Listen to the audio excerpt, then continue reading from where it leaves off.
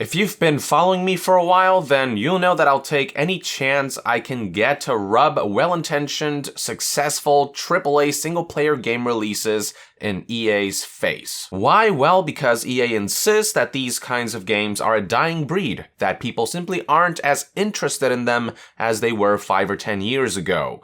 2K has also been going out of their way to try to sell us on the notion that microtransactions are just the unfortunate reality of modern gaming, as if to imply they're a necessary evil for game companies to be able to thrive in the gaming industry, all in an attempt to normalize what's been a growing cancer for gaming.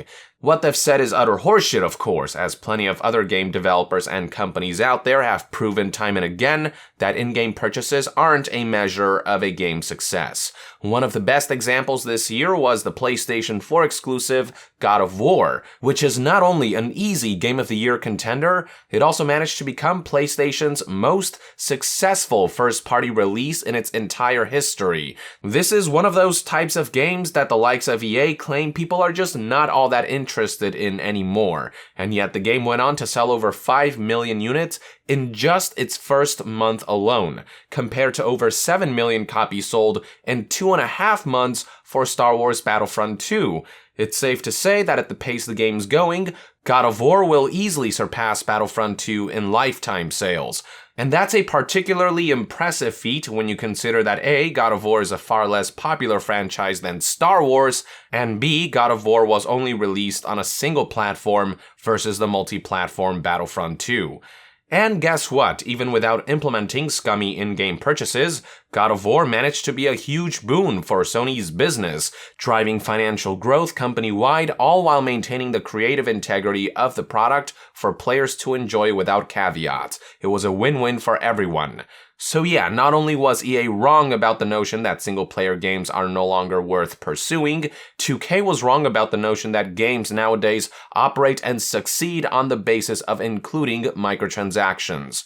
But that's not all, folks. Another AAA title that just recently came out, Spider-Man, a single-player experience with 0 microtransactions, managed to prove the continued interest and success in these types of games. The following information was first reported by website Games Industry, which provided some insight into how Spider-Man has been performing commercially, and it did pretty damn well, apparently. As the headline indicates, in the UK, Spider-Man has already become the fastest-selling game of the year thus far based on first-week data. So well has this game sold, in fact, that it's even crushing God of War's first-week sales. As I recall, God of War sold a whopping 3.1 million copies worldwide in just 3 days. And if we assume that Spider-Man will outperform God of War in other regions of the world as well, which, let's face it, is very likely to happen, then I wouldn't be surprised if Spider-Man surpassed the 5 or 6 million mark during week 1.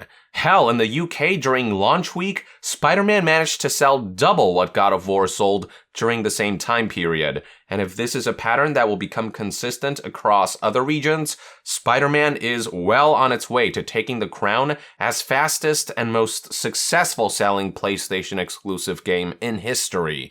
God of War was already an unprecedented achievement for PlayStation, but it looks like the platform will outdo itself again within the same year.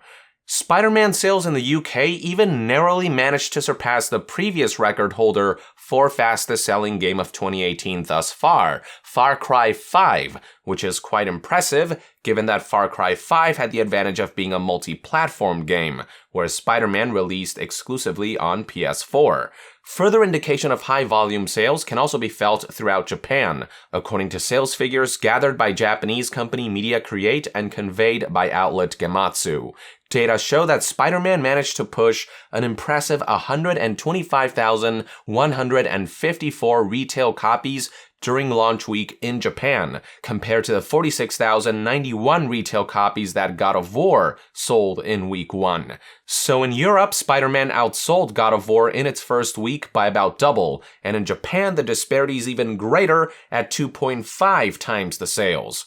Granted, sales figures in America are currently unknown, but this is Spider-Man we're talking about. I will bet you that the game will easily outperform God of War here as well.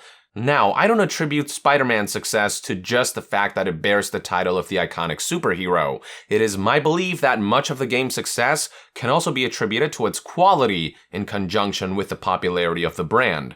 The game managed to impress Spider-Man fans and superhero enthusiasts in general worldwide when it was first announced, and the game only looked better with each new showcase.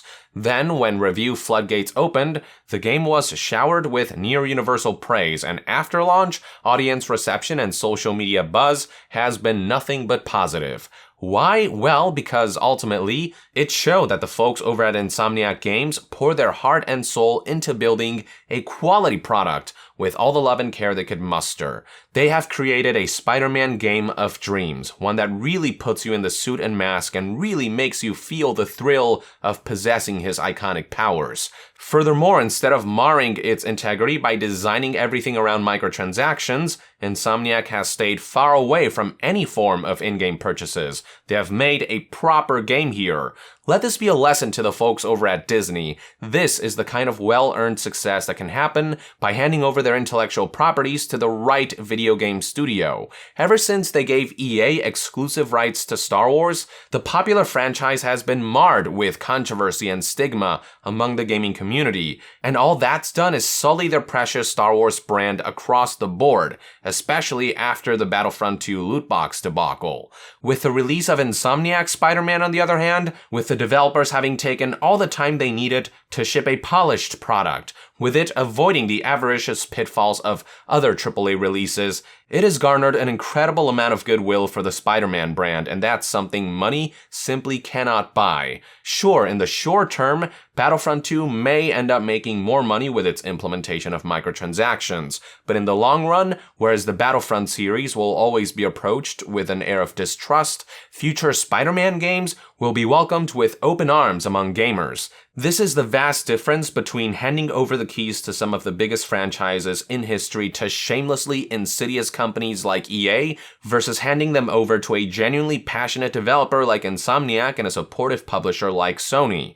Despite being a single-player game, despite not implementing in-game purchases, Spider-Man will go on to become one of the best-selling games of 2018, it will no doubt become contender for Game of the Year, and it will go on to make boatloads of money while keeping players happy and excited for future entries. While EA is focusing their efforts on trying to fend off a country's gambling laws in court, or while 2K is attempting to sell shit as gold, developers like Insomniac, well, they are clearly focused on making games. There is truly no better way to give the middle finger to the likes of 2K and EA, who insist that theirs is the path that the industry must take to thrive as justification for their blatant greed. As God of War director Cory Barlog once said in response to EA implying that single-player games are a dying breed, just utter nonsense. With that, I would like to end this news update. Thank you for tuning in. If you enjoy my content and would like to support this channel directly, consider donating on Patreon.